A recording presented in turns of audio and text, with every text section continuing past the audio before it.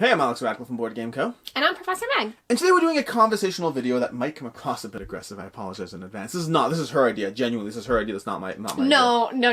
We're already starting off. This is 20% her idea.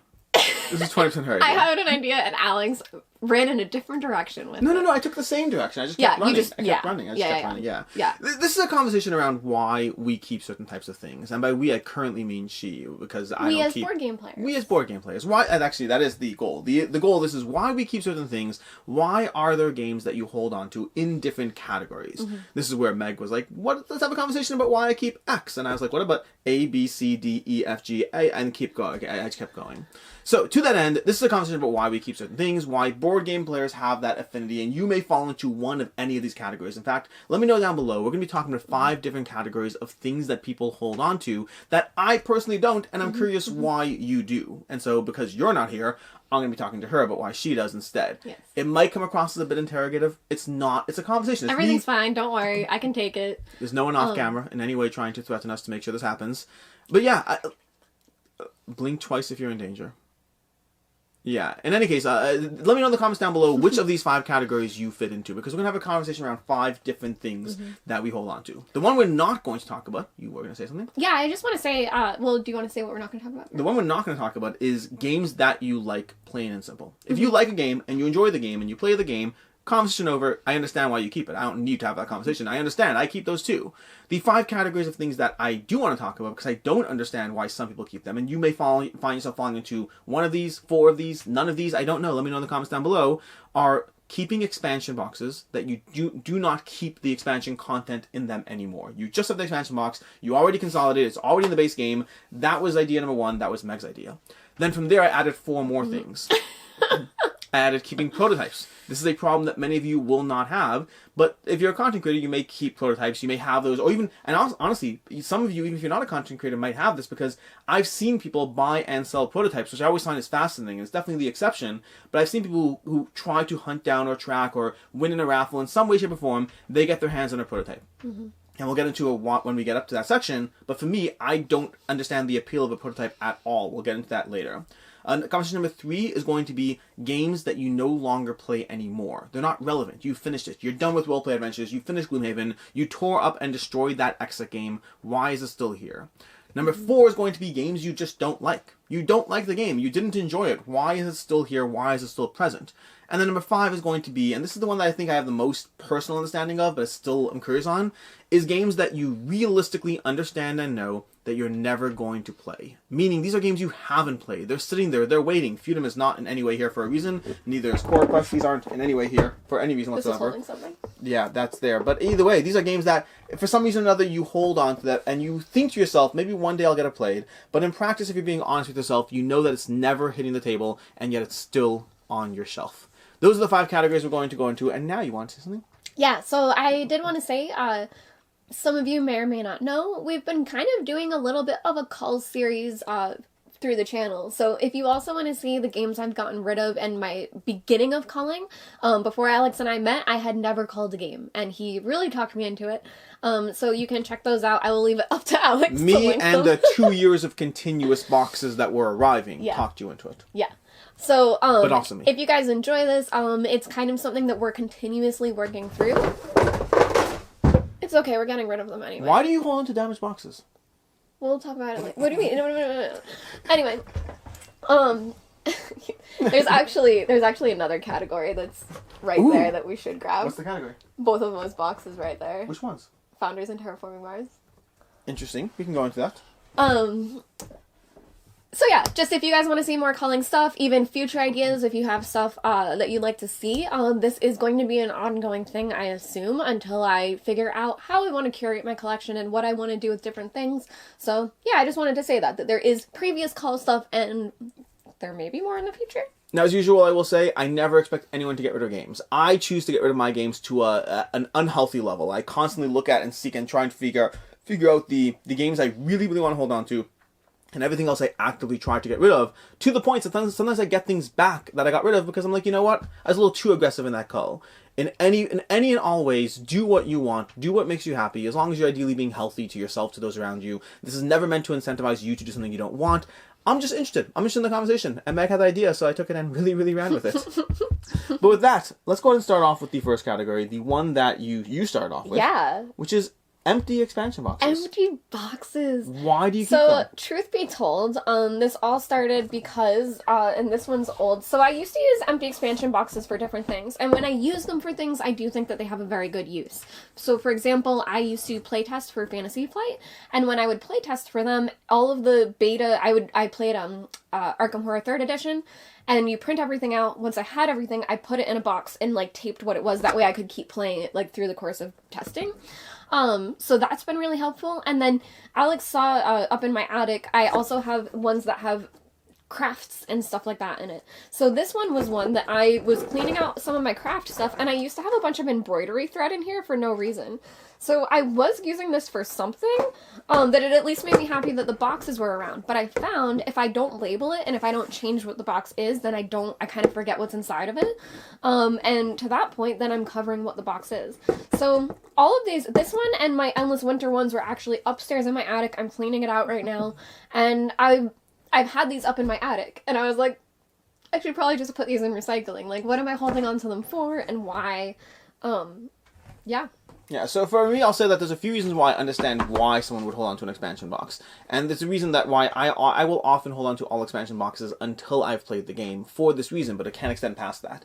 The main reason is, what if you want to trade or sell it? Some people do want the expansion box, which is a separate question for them, why they want it, but whatever. That's their problem. They want it, they hold on to the market value more, they might not want it all consolidated. I, in particular, tend to consolidate my things to, again, an unhealthy level. I'll take a bunch of miniatures and put them into plastic bags instead of the plastic trays, so that's to consolidate space. But other people may not want that, and they may want the original boxes for that end, to that end. And maybe they want to split it up. Maybe a person only wants the base game, doesn't want the expansion. That can happen. So, especially before you even play it, I understand the reason to hold on to them. After you play it, I understand the reason, because if you eventually get rid of it, you may want to be able to give that next person the same option. But to me, I just find that the amount of expansion boxes I would have to keep for this hypothetical scenario, I'd rather just take a hit on the value when I sell it or trade it and be like, okay, I know technically I can get 75 for it. I'll get 65 for it because that person cares about the expansion box. I'll move on from it just because I just I don't have that attic space for that kind of extra storage. And to be fair, as like a collector, as a player, I have some of these that are empty that I've obviously put the expansions into the boxes, but I have other ones like Ascension over here where I do keep them all separated because you mix certain ones together. So when it's a case that I want to be able to keep it separate and then integrate it, I do keep them separated. Like my Small World, I have a ton of Small World and those are all separated. Yeah, that goes to empty versus non-empty expansion boxes. Which I guess brings us to category number 2. So it sounds like what you're saying is you used to keep them, but you don't plan on doing it anymore. I think I kept them. So here's the thing, like I have a very big attic, so I kind of just kept throwing stuff up there, and I think a part of it was the resale aspects that I was like, if I want to get rid of it, do I need this? So you're getting rid of all your talisman boxes now? I don't know. So I wanted to have a conversation with you about it and if I should get rid of them. That's the now, we're here having a conversation. So there are a few things that I used to do, like repurpose the boxes, and then one thing that I really love that I've heard people say is that they also use it as art. Woo! So, like they would throw away the bottom and just like hang this on the wall. So I think my small talisman boxes I might purposely keep for that to hang up on the wall. But that, I think I would have to be I think it's only these and maybe the Enish one that I would do that with. Okay. Which I guess means what do you think about that, though? I think anything that has... So my thing in general is anything that's purpose-driven. And for me, purpose-driven does not mean simply having it. I'm very into... Yeah, but like fun wall art? Yeah, I'm saying that's purpose-driven. Yeah. To me, even the idea of storing... Like, for instance, I have one expansion box that I believe I keep because I started putting my print-and-play roll rights into that one expansion box. Just so I have a game box. Not labeled. I'll rapidly forget everything is in there within 2 minutes. It's Roleplay Adventures in case I ever forget. But Gullpaxes, not Gullpaxes. Nefrath's Judgment. But anyways, so I have like one expansion box to that end. But again, purpose-driven I understand and respect. One fun fact, if you want a quick little tip, very often small boxes like Talisman make for great shipping boxes when you need a small shipping box that isn't that whatever. And you could just you can tape the label onto Talisman and somebody along the way will be like, wow, you just taped through that box and you're shipping... No, there's something in it. You're using it as actual... really, genuinely for small stuff, I find expansion boxes can be useful to hold on to the ship stuff. That's really interesting. Yeah, I've used them. Idea. They're very firm. They're very, very good yeah. quality. And you can... that's another thing, actually. Some miniatures as well. I've used them to sometimes protect... I'll take small expansion boxes and protect miniatures when I'm shipping another larger box to somebody else. Because I got rid of all the plastic trays. But see, like, for example, this Red Dragon Inn, I have, you may not even be able to see it on the camera, but there's 5 boxes here. They're all empty because I bought the character trope. So I have the big box that is made to store everything. Why am I holding on to the boxes for it? But it sounds like you're done with this. Should I get rid of them? Yes. No, I think I still need you to tell me, like, yeah, you should. Wait, so you're not sure if you don't think? I feel like I should. I just, like, I feel like I should, but I don't know. Should I not? You should. Yeah? I mean, to me, you should. Like these Endless Winter ones. I'm never going to separate it out. So, for example, I've actually held on to those currently because of the fact... No.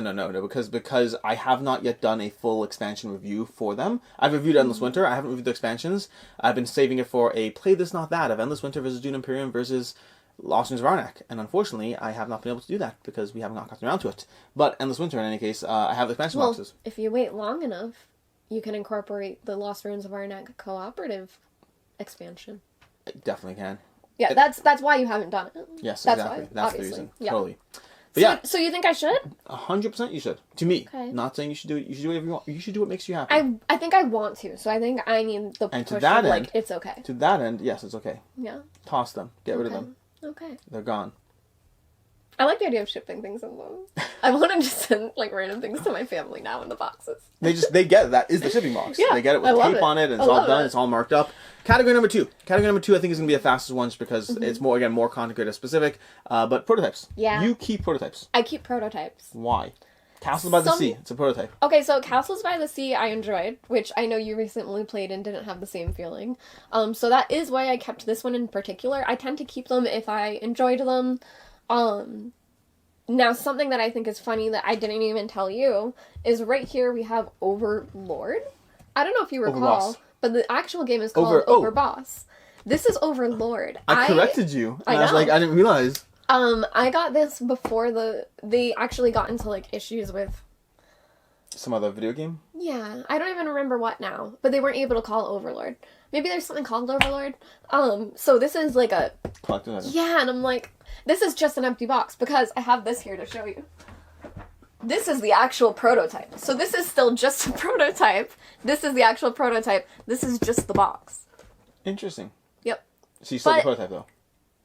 Yeah, I have the prototype and I have just the Overlord box. So this is an area where I feel potentially different about things. I don't know, and again, it may not be as relevant to you depending who you are, but for me, myself, I find prototypes, to me, they're not the finished game. Yeah. And if I like the game... there's something... I think the thing is, and I think you guys know this now about the difference between Alex and I, but I'm a lot more emotional. I'm very emotional, and I get attached. And I'm like, especially... I mean, Overboss isn't as much this feeling because Brotherwise is a more established company, but for a game like Bantam West, where that was his first game, like, I could tell how much was put into it that I feel bad just putting it in the trash. And the trash is the hard part, because there's always a part of me that wants to kind of find somebody who does want it, because if you get value from it, it's a playable game. More often than not, these are playable games and playable experiences. To me, for what I'm looking for myself, not what I pass on to the next person, it's a question of, like, if I like it, I want the actual final game. If I don't like it, why do I have it? Right. And so I'm much more binary about the fact that, like I just recently had somebody reached out and they offered via email. Very nice of them. Appreciate it. But they're like, hey, I will paint prototype miniatures for you. And I was like, specifically prototype, not finished games? He's like, no, I like doing the prototypes. I'm like, I mean, if it's free, like, go for it. But, like, I'm not going to get value from that. I'm not. Because I'm not going to keep the prototype. I'm going to keep the final game. And often the prototype miniatures are, sometimes they are higher quality because of them, but they're also, they're not the same consistency across the thing. I want the final game's miniatures, generally. And that's like, they have, the edges will break a little more, and my kids like playing with the miniatures, so I like that. But, like, I just don't get value from prototypes. I want the final game because that's the game experience that I want to have, if I want to have it at all. Yeah, truly the only prototype that I've pulled out to play is, like, after the fact, is Mythic Mischief. So I don't go back to them. Like I said, I feel bad throwing out a game that someone made. Give it to a subscriber. Okay. Offer 2 giveaways. Yeah. Like, I've debated doing giveaways on these things. And again, separate conversation as to why I'm giving me... Well, but then sometimes, like, especially I think in the case of Bantam, like, I think so much has changed. I don't even have rules to give them. if I said, here, take this, I don't know if I could be like, this is how. I don't know if there's a At one point in time, there was a rules that worked with this game. Right. The current rules have changed. Right. So sometimes it's hard that I don't know how to give them something that's so you feel bad throwing away something unusable. So I just keep it in my house. Because it's unusable, you can't... Because it's unusable, you can't use it and give it away. But you feel bad. This is like the equivalent of throwing away a toaster that doesn't work anymore. I know. You hold on but to those someone two. made... No. It's the equivalent of throwing out a blanket that someone crocheted for you but has a hole in it and is broken. But someone made it for you and spent time doing it. I guess it's consistent. Yeah. Yeah, I'm not into holding things. You're talking me into it. You're talking me into it. Listen, I like the game. I think it's a good game. Here's a question for you. If you were a creator, if you're a first-time creator of a game, Yes. would you keep your prototype? No. For like the memories? Not in the slightest. Okay. I am on the least emotional end of the spectrum. I don't believe like somebody. I would love to know what any of you watching have to say about that. I was having a conversation. Just curious. I was having a conversation with a friend once where he was trying to gauge just how emotionally uninvested I am in this kind of stuff. He's like, well, if your father, like, you know, it shouldn't happen, but if your father passed away and, like, you know, he left you as, like, a watch, and it's his watch, like, would you keep that? And I was like, if I liked the design as much as a watch that I would buy, sure. Otherwise, like, why am I holding on to the watch? Right. And that's and I am definitely in the exception on this. Like, there's a lot of not, what's the word for it? Not emotional value, sentimental value to things, and people are very into that to a certain degree. I don't know if I've never been one to keep my kids' school projects or to look at something as like, well, so and so owned it. I don't know if I care about that. There is a degree of thought and feeling that can go into something. So like, it can be the small thing that pushes me over the edge. So if you're looking at two watches that are like really nice watches and one of them happens to be the one that was my father's, like, sure, that changes the conversation. And I might even choose that over the watch that I like a drop more as long as I actively like it. But like, it's a small little sliver. It's not the main thing or the main incentive at all. Yeah. I have a ton of stuff upstairs that... Sentimental value? Yeah. Yeah. Anyways, category number 3. Games you are done with. Clank Legacy. Have you ever played this since you finished it? No. Do you plan on playing it since you finished it? I would like to. Do you plan on playing it since you finished it? I don't know. But to be fair, I played that and finished it with someone that I'm not sure if I would play Clank with them again. Mm-hmm. So that would make the difference. I don't know. Here's the thing I do know, which I did say after I finished Clank Legacy. I would prefer to play that over regular Clank now. Even Clank Legacy? Even the finished one? Yeah, because it's basically in Clank Legacy when you're playing through, it's a double-sided board and you're putting on stickers and writing things with Sharpies and making changes to the board. And at the end of the game, it's a fully playable game. In theory. So, and it is. No, I'm saying, I say in theory too, so many Legacy games offer the promise and potential of an infinitely playable version of that game. And nearly all of them, no one does. I think in Anne's End Legacy, people use the cards, because you could at least use the cards. Like, they'll take that. But I don't know anyone who plays with the characters they've created across the course of the game. Can you? 100%. But do these games keep promising you that infinite replayability? Yes, it's a great marketing tactic. Do I personally know anyone who does it?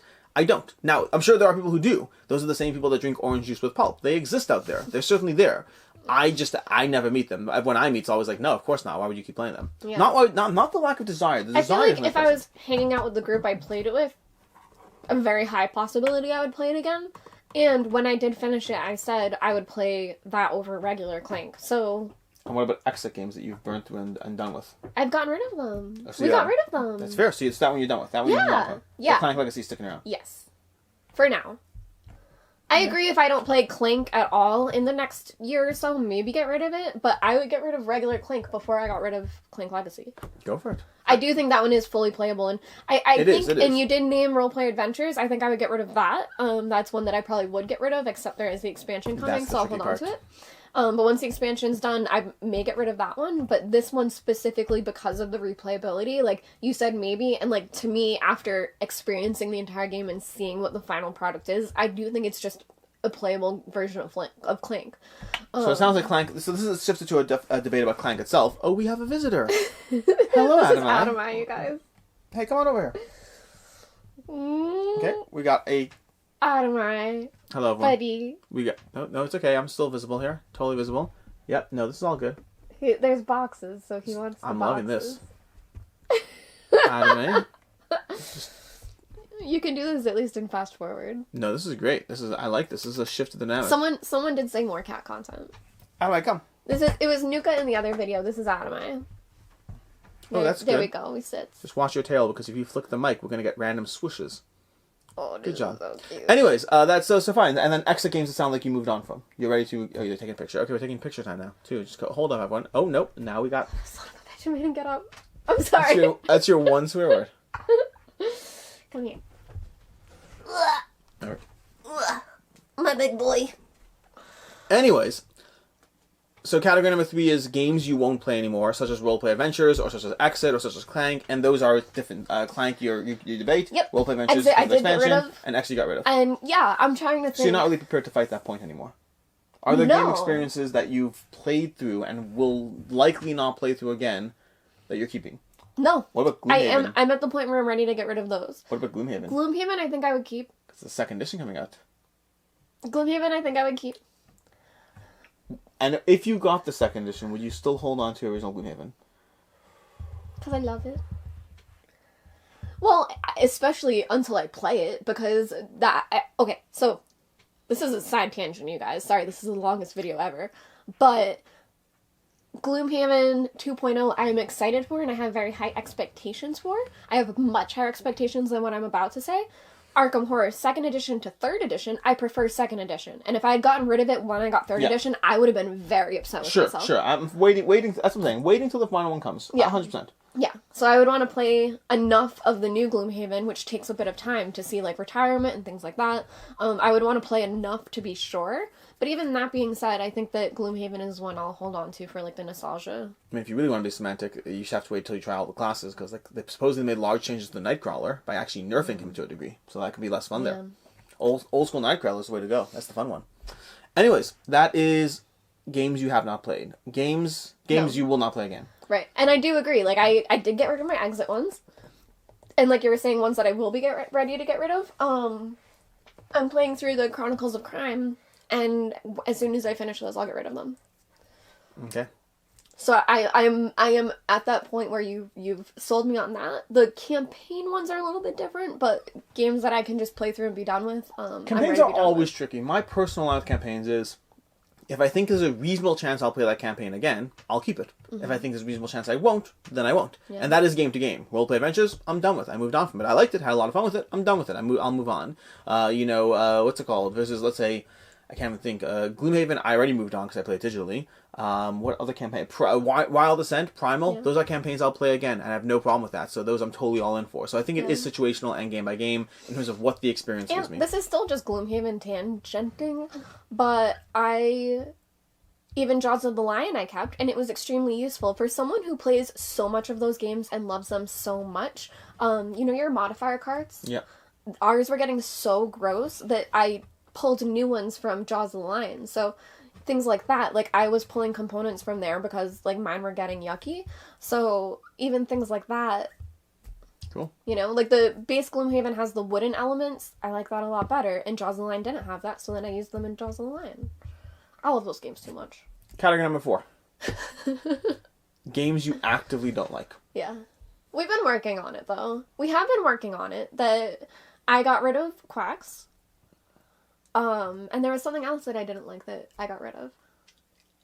Oh, Merchant's Cove. That was impressive. Yeah. So I'm working on it. What about Dinosaur Road? That was one that, again, I wanted to... I don't know why You, by your own statement, you don't like it. You'd rather play Dinosaur Island. I know. And the thing is about it is how much I loved Dinosaur Island. And because of that, when Dinosaur World came, I got that. I got the Roarin' Right, and I got all the expansion people. So, all of, like, those boxes. Are they empty? No. Okay. I checked. Those ones are not. And that's because I've been playing with them slowly. So, like, I haven't enjoyed this enough to pull it out again, but I wanted to play with the expansions before I got rid of it. So I'm stuck in that loop of, I want to try the expansions before I get rid of it, but I don't want to play it again, so I can't get rid of it yet. Interesting. Are there other games you keep that you don't like right now?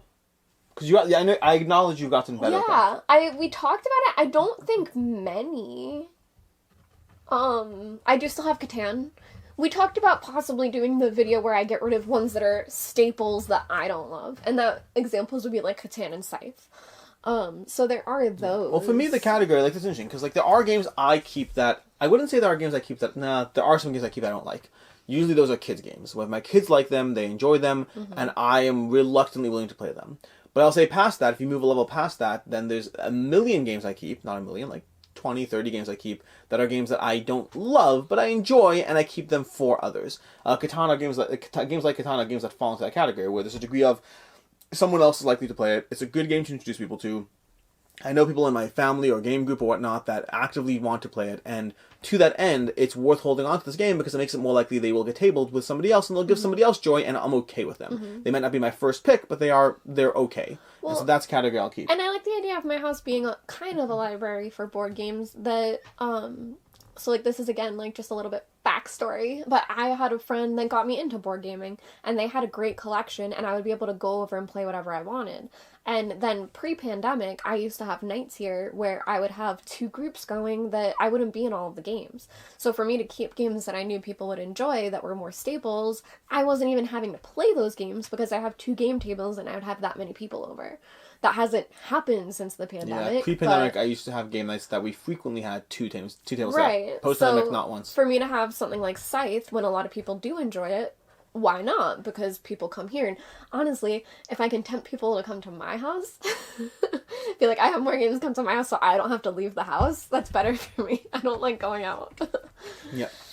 And I'll jump off of your comment about the Dinosaur World expansions to the last category, which is where we have Feudum, which is where we possibly have Core Quest, which is where we have Dinosaur World expansions, which is keeping games that you theoretically want to play, but practically speaking you know is likely never to happen. Like this. Alex says never. Dinosaur I'm like, World. not never. Not never. I'm saying that likely never. Not never, likely never. Yeah. Meaning sometimes you can look, again, Dinosaur World, do you actively think that there's a chance that within the next 4 years you're pulling out the expansions to play it? If I do, it would be like one of them. In 4 years, maybe I would get one played. One, correct. And Feudum. Feudum, I do have high hopes. Feudum is one, Alex picks on me a lot about it, but I really want to play it. I'm not I've picking had it for 1 year. I'm not That's picking not you that for long. wanting to play it. I'm picking on you for the fact that I don't know when it will get played. Yeah. Feudum is a hard game to table, and it's liked to a certain extent, but it has a good following. But it is an experience to try to table this game, and it doesn't mean that it's not for you. It just means you have to know your genre or not. And like for myself, I don't like.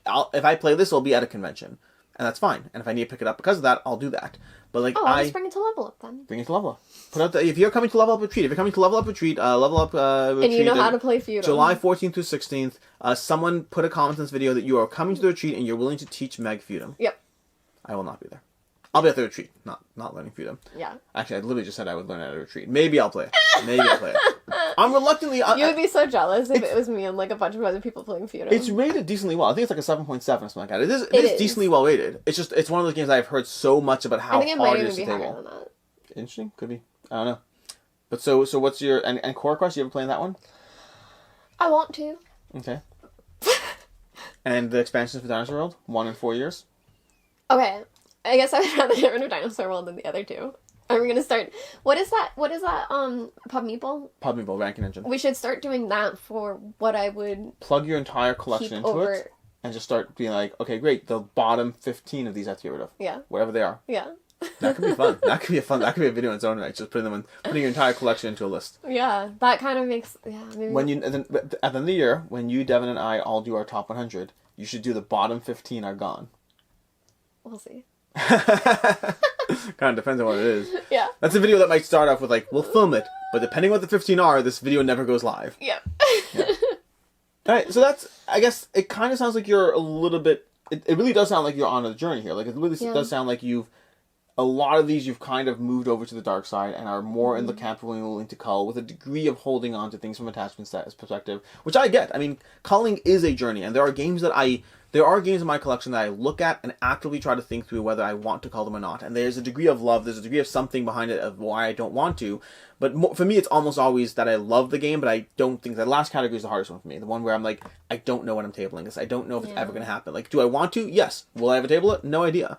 Feed the Kraken. I frequently want to play that one, but Feed the Kraken is a game that really needs like 6 players to thrive. I never have 6 players anymore. I just don't. But like, even when I was doing a purge to give games to Level Up Retreat, which Feed the Kraken would be great for Level Up Retreat, I was like, I want it. I just want the game. I've enjoyed it. I played it. It's one of the first games I ever played with Devin. It's like, You know the what this second is game I making played. me think? No, but tell me. So there's like a culling method for clothing, where they say that in your closet, have all of your clothes, all of your hangers going a certain way, and then as you wear them and wash them, put them back the other way. That way at the end of the year, you can see what you never pulled out of your closet for a full year. That I wonder if there's a certain way I can put my games away. I don't know. So if you log your plays, all you have to do is log your collection. Yeah, that's true. And then sort it by, like, if I go to By my no collection, plays. I can, like, I mean, where's my phone? It's on there. Let's see 1 second. Because I wonder if that's something to check is like how many have you not played This actually, year over year? This is scary, by the way. I don't want to be judged right now, so give me a second. Let's go to all plays, and let's go, they're sorted by, I think they're sorted by date. So we're going to go down to the very, very end and see, oh, can I filter? Filter. I hope so. Filter. No, filter. I can't filter by that. I can go to games. Filter. Okay, so I have to do this. No. Give me a second here. Give me a second. No, how do I do this? We're doing it live. We're doing it live. Okay. View, show legend, use current settings. Nope. Recent play. Nope. How do I... Oh, all games. There we go. Played, not owned. No, I want owned games. Okay, so I go to owned games. Then I sort by recent play. And I sort the other direction. Okay, ready? Here we go. So, The World of Smog, Rise of Moloch, I have not played since 2019. Okay. It's not August 26th. Yeah. April 26th, 2019 is the But the 15 oldest plays. game. And it's not going anywhere. And I question whether I will ever... This video just took an uncomfortable turn. I question... 4 years. I question whether I will ever play The World of Smog, Rise of Moloch again. Why I do you question keep that. The reason I kept it until recently is because it's so good. The problem is Master of the Universe, Clash for Eternia from Command, but same publisher, is 95% the same game, and it plays in single shot as opposed to The World of Smog plays at 6 games at a time. Mm-hmm. I have really fond memories of playing The World of Smog. Oh my god, we're doing the next call video at Alex's house. What's this? Antique Duellum. Antique Duellum is... You played it 4 times total. I played it 4 times. I must have not logged plays this one, or maybe I just started playing it before I started logging plays, because I played Antique Duellum a lot. And Okay. it's a game that I am surprised I have not played in 4 years. Maybe it should go. Yeah. It's a 2-player game that plays in about 2 hours. That's gotta be wrong. Which one? Massive Darkness? So that's a tricky one. Massive Darkness. I've played Massive Darkness 2, and they go together. So technically, it's being played. It's logged onto the other one. Dice One Season 1 is the same issue. Dice One, I play Dice One a lot. Rum and Bones I actually have not played in like 3.5 years.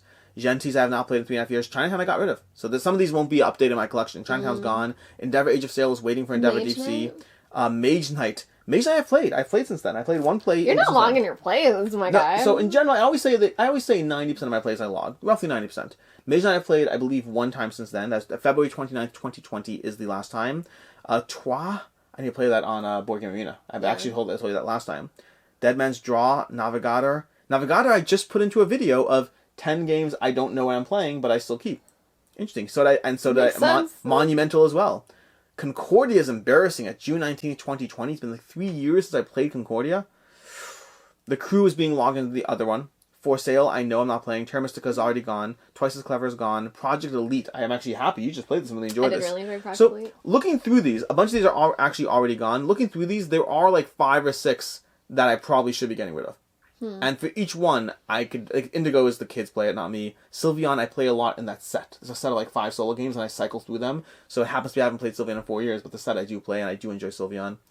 This is an embarrassing conversation. Let's go back to the part where I didn't pull out my phone. Yeah. I'm loving it, so... No, The World of Smog, Rise of Moloch is definitely... I actually said this. I said this to... I was talking to somebody else about this recently, and I specifically said I would never recommend that you get that game, because I think that Master of the Universe does it better. But for me, I've played it so much, and I've enjoyed it so much. It is one of the only games... The other ones that we just went through, if I get rid of them, I get rid of them. I'm okay with that. The World of Smog may be in my collection forever unplayed. Same reason I hold on to this. I can't really give you a hard time about that anymore, can I? I love this This video was so much better before Yeah. I pulled out my phone. I'm so happy I thought to do this. Anyway, guys, I hope you enjoyed more of our culling tips, ideas, whatever these are. Hypocrisy? Hypocrisy. Yeah. Everyone yell at Alex in the comments below. It's a good game. If you play the World of Smog, defend me. Defend me. If you play the World of Smog and Master of the Universe, defend me. The rest of them I'll get rid of. Defend me for everything. I'll get rid of Antique Duellum. I'll get rid of Sylveon. Half those games I don't care. I'll get rid of them all. Defend me even when we're not fighting. Yeah. I do have to say before we go, going through like the few calling type things that we've done, I think I should have started here. With empty boxes? Yep. I would say the feeling I got knowing I'm going to get rid of these empty boxes and keeping the content and the amount of shelf space it immediately gave me was a much more satisfying relief than any other type of calling that we've done. Interesting. Yeah. It opened up a lot of shelf space quickly and a lot of like primary shelf space, like right where I'll see things because it's with games that I enjoy. And it's an empty thing, so it's a lot easier to let go of, and it's nice to see like the room on the shelves to have. Interesting. Yeah. I would start here. Start with your empty boxes. Yeah. Yeah. Yep. In any case, until next time, I'm Alex Radcliffe from Board Game Co. I'm Professor Meg. Hope you enjoyed this conversation, and as always, I hope you have a good one. Throw out your junk.